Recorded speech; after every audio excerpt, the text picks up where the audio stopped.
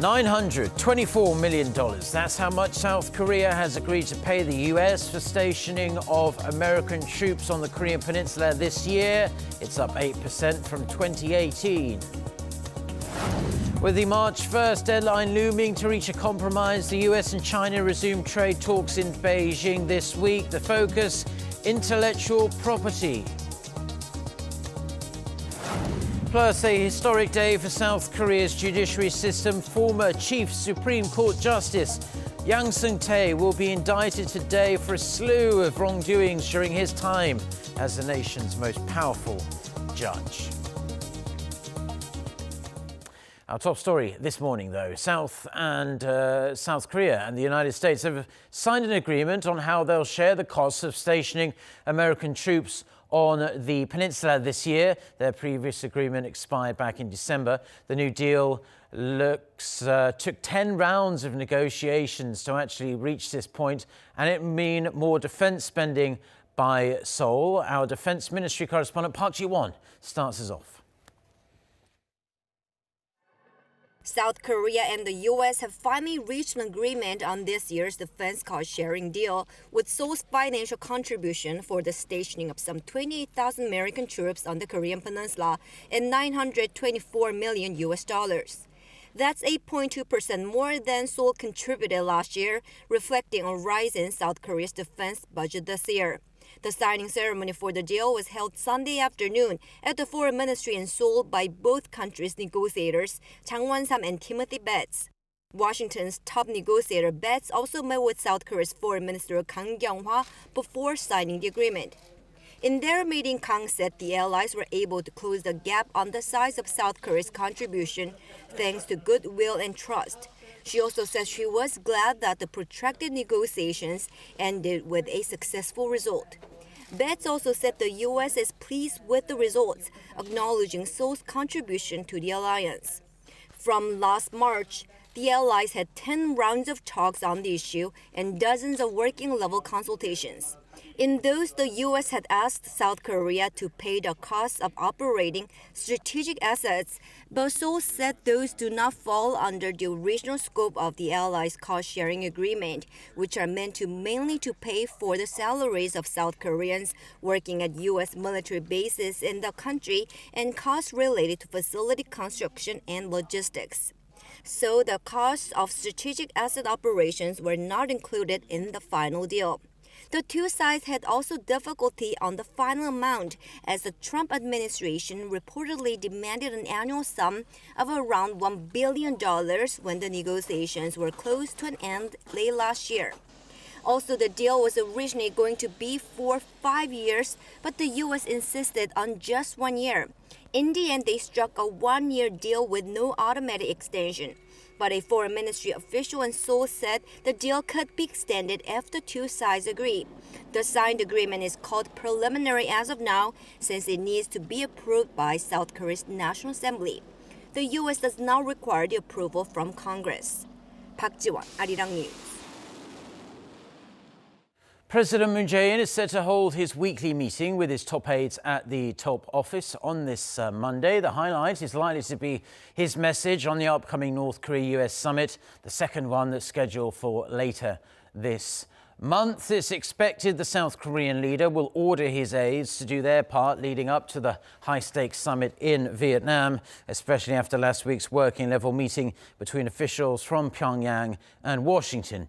The presidential office said over the weekend that it will be in close touch with U.S. officials, possibly even hinting at phone talks between Presidents Moon and Trump in the coming days. The Blue House spokesperson also hinted at further discussions on multiple levels between Seoul and Washington, both between their top diplomats as well as their national security chiefs. And more working-level talks between the North and the U.S. have been confirmed in the lead-up to the Kim-Trump summit.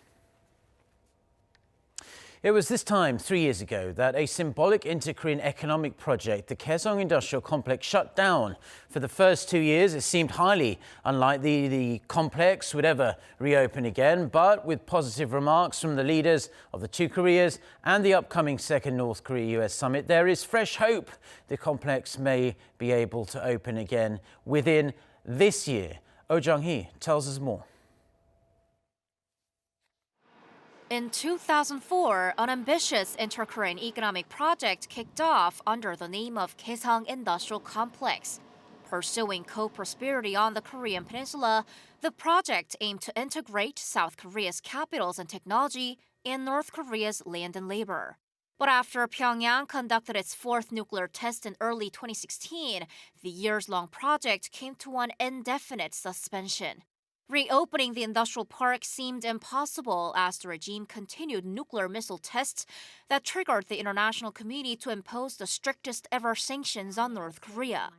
But the situation on the Korean peninsula took a turn for the better last year.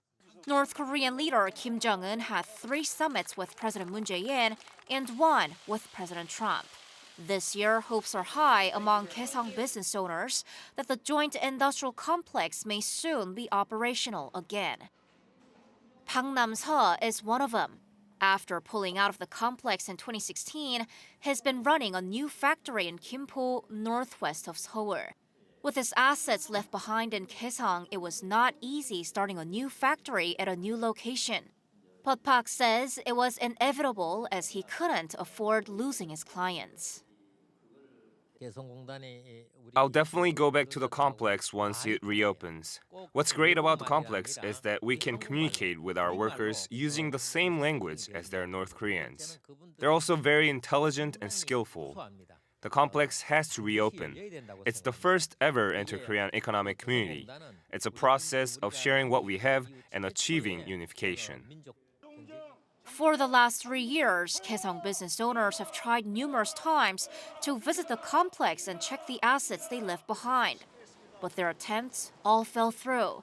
Now they're counting on the momentum to be created by the upcoming second summit between Pyongyang and Washington. When it comes to resuming inter-Korean projects like the Kaesong Industrial Complex, we're not talking about lifting sanctions. We're talking about allowing exemptions to sanctions as a corresponding measure the U.S. can take in return for the North Sea nuclearization steps. And this means we might be able to visit the complex, not just to check our assets, but to restart our factories there. We have high expectations for the summit. With anticipation mounting by the day, business owners are getting ready to have their factories and machines at Kaesong running again. They're also calling for legal and institutional measures to prevent the complex from shutting down again due to political reasons in the future. 우정희, Arirang News.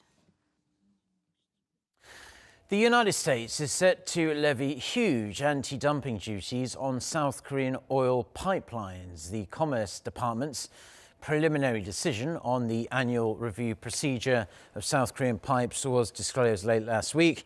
It imposes duties of 59% and 41.5% on South Korea's NEC Steel and Hyundai Steel, respectively.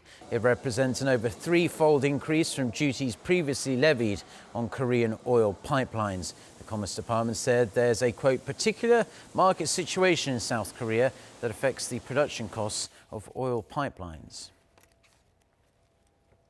The International Monetary Fund has warned governments to gear up for a possible economic storm as global economic growth falls short of expectations. IMF chief Christine Lagarde, who attended the World Government Summit in Dubai on Sunday, referred to what she calls fall clouds as the main factors undermining the global economy. Those include trade tensions and tariff escalations between China and the US, financial tightening, uncertainty stemming from Britain leaving the EU, and the spillover effects from the slowdown of the Chinese economy. Last month, the IMF lowered its forecast for the global economy by 0.2 percentage points to 3.5% for this year.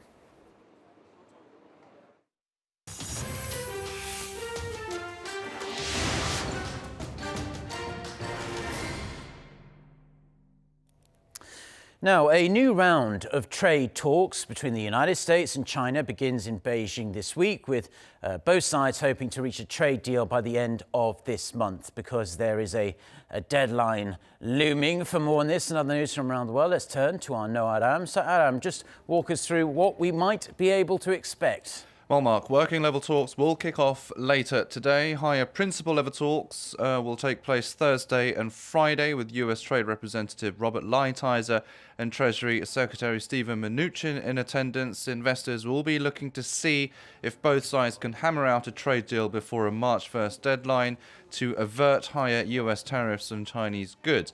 However, prospects are not looking good. Lighthizer said recently that it's not certain a pact could be reached. President Trump has also said he's unlikely to meet President Xi Jinping before the deadline, dampening hopes of a speedy resolution to the two countries' trade war.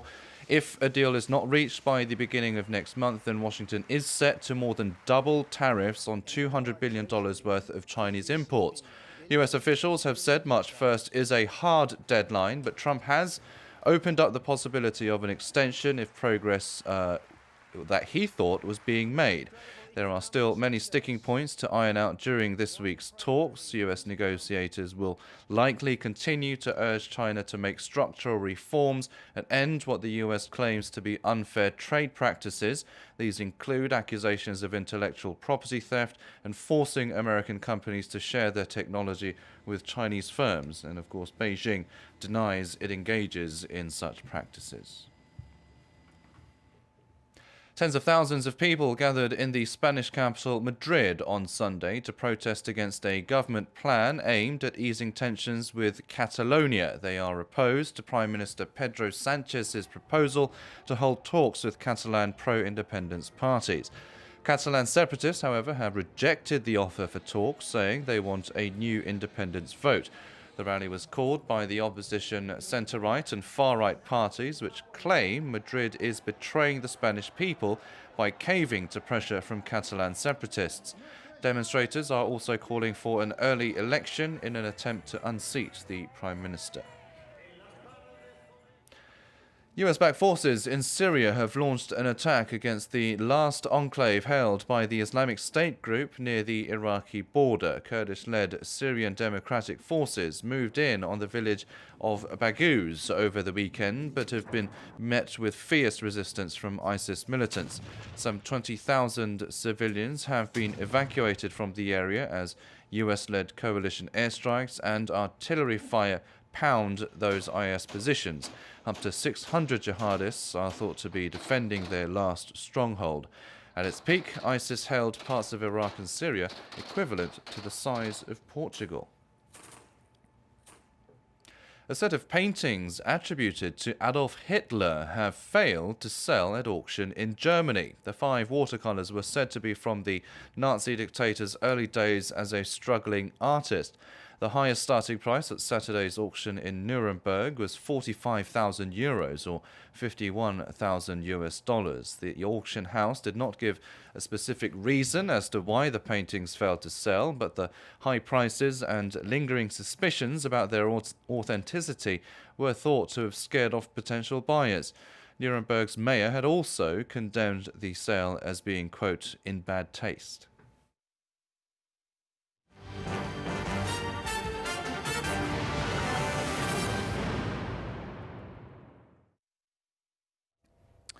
Thank you as always to Arirang for the international news there. Now back here in Korea, and prosecutors say they are going to indict former Supreme Court Chief Justice Yang Sung-tae in the coming hours for his involvement in a massive judicial power abuse scandal. Our Kim Hyo-sun tells us more. The Seoul Central District Prosecutor's Office is scheduled to hand over former Supreme Court Chief Justice Yang Sung-tae to the court on Monday. Yang is the first former head of South Korea's top court to be arrested as a suspect and face criminal trial. He is accused of more than 40 charges, including interfering in sensitive trials like the one on Japan's forced labor of Koreans during World War II and numerous other high-profile cases. The petition being filed by prosecutors is said to be nearly 300 pages long. Prosecutors are also expected to indict 2 retired justices, Park Byung-dae and Ko Young-han, for their alleged involvement in the scandal. In addition, Im Jong-han, a former deputy of the National Court Administration or the Supreme Court's administrative body, will also be indicted on a range of charges related to the alleged wrongdoings. Im, in particular, is accused of meddling in trials involving lawmakers. Prosecutors plan to carry out additional investigations to indict other former and sitting judges involved in the power abuse scandal during Yang's leadership of Judiciary, drawing a line under their 8-month investigation into the case. Kim Hyo-sun, Arirang News. Now, the number of employment insurance subscribers here in South Korea surged by over 500,000 last month, and that's the largest monthly increase in over 6 years. Data released by the Labour Ministry shows the number of people with employment insurance stood at some 13 million in January, up nearly 4% on year, and up by over 500,000 compared to the month earlier. Such a figure implies there are an increasing number of employees benefiting from the social safety net. Now, with fine dust levels reaching fresh peaks in recent weeks, new emergency measures are being put into effect here in South Korea this week. They will be enforced across the country, and this time around, the private sector, everyone is going to be urged to take part as well. Lee with the details. Until now, measures to reduce fine dust levels have only been introduced in Seoul and its surrounding areas. On top of that, such measures were only mandatory for the public sector. However, starting Friday, anti-pollution measures will now be enforced in all 17 cities and provinces nationwide. The emergency measures will be issued if one of 3 criteria is met, including when fine dust levels exceed 50 micrograms for 2 consecutive days. When the measures are triggered, older diesel cars that weigh 2.5 tons or more will be banned from operating between 6 a.m. and 9 p.m. Also, while the alternate no driving day was only previously implemented on just a public sector, the new emergency measures will cover every vehicle owner in the country, not just civil servants. In addition, schools will either slash class times or close altogether when fine dust levels are deemed too high. Experts have found that past emergency measures caused fine dust levels in South Korea to drop by almost 5%. South Korea's Environment Ministry says it expects the latest move to be twice as effective as the previous measures. Lee Seung-jae, Arirang News. Now, Tottenham Hotspur's South Korean striker Son Heung-min scored for the 3rd game in a row. With his 15th goal of the season on Sunday, Son scored in injury time to complete a 3-1 win for Tottenham against Leicester City at London's Wembley Stadium. Tottenham are now 3rd in the English Premier League with 60 points, 5 points behind Manchester City and Liverpool in the title race.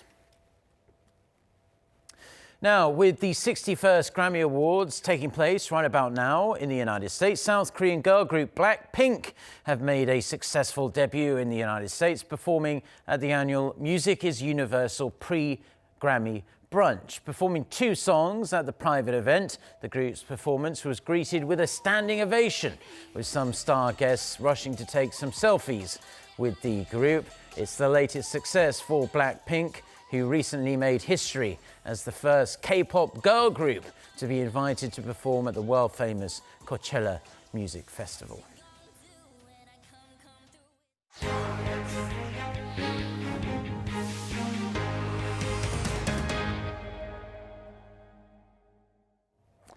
Now, it's hard to believe that a year has passed, but it has. The South Korean town of Pyeongchang at this time last year was hosting the Winter Olympics, and over this past weekend, to expand on its legacy, which brought the two Koreas together after years of tension and rather poor relations, Pyeongchang hosted a global forum on peace where experts from all around the world exchanged ideas about peace that will hopefully reach beyond the Korean peninsula. Won Jong-hwan was there and fires this report.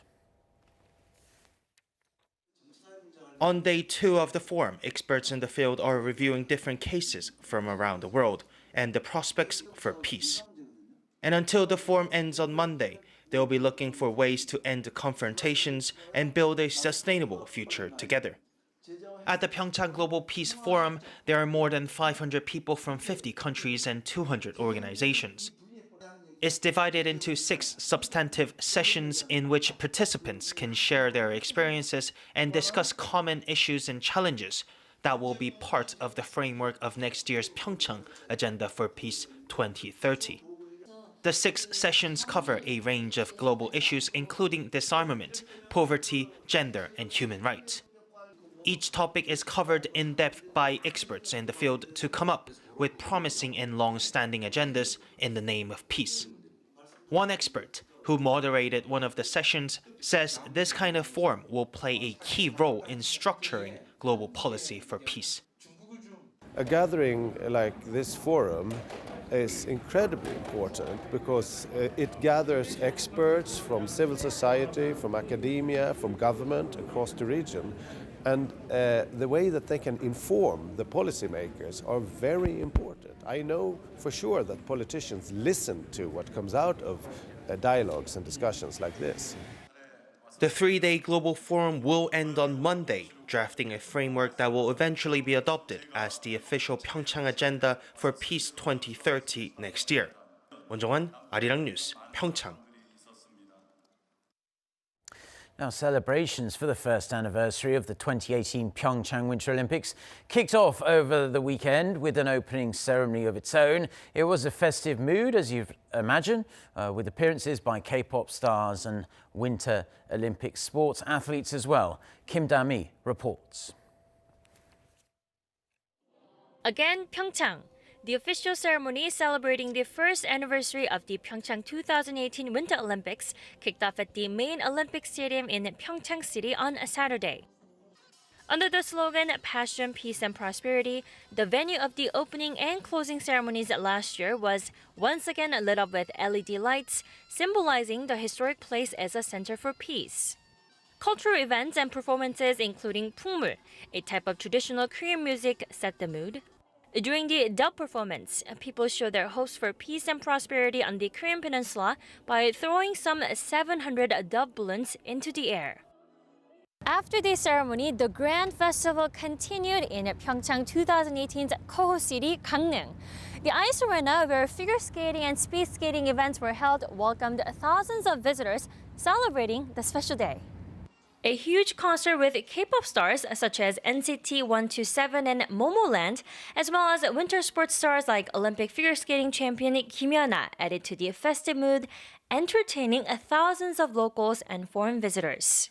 To celebrate Pyeongchang 2018's first anniversary, cultural events will not only take place in major cities across South Korea, but also in Lausanne, Switzerland, and Berlin, Germany. Kim Da-mi, Arirang News, Gangneung.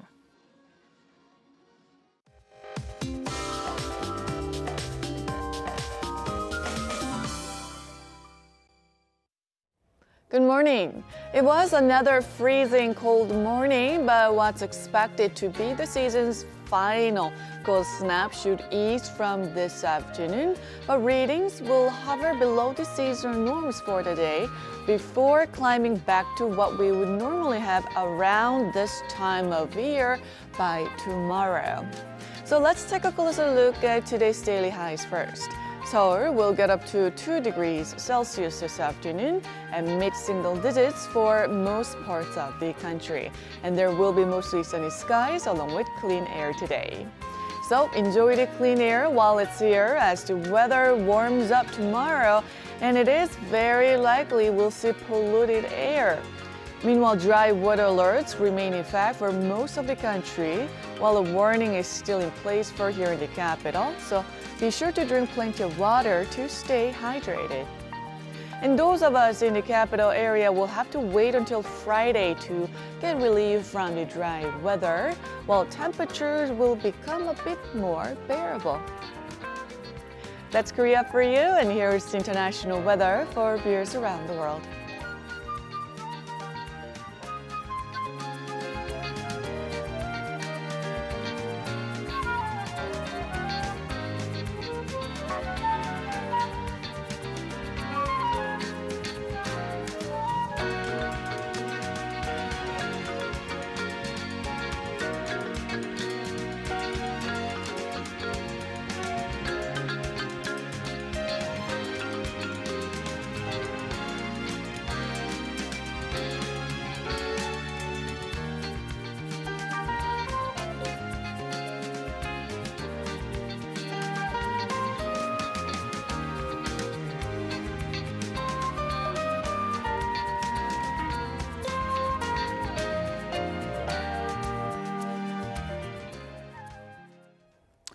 Well, that's where we're going to leave our newscast for now. Do stay tuned to us on Arirang TV. We'll have our next newscast coming up at noon Korea time. That's with our very own Lee Ji-yoon. So until then, goodbye.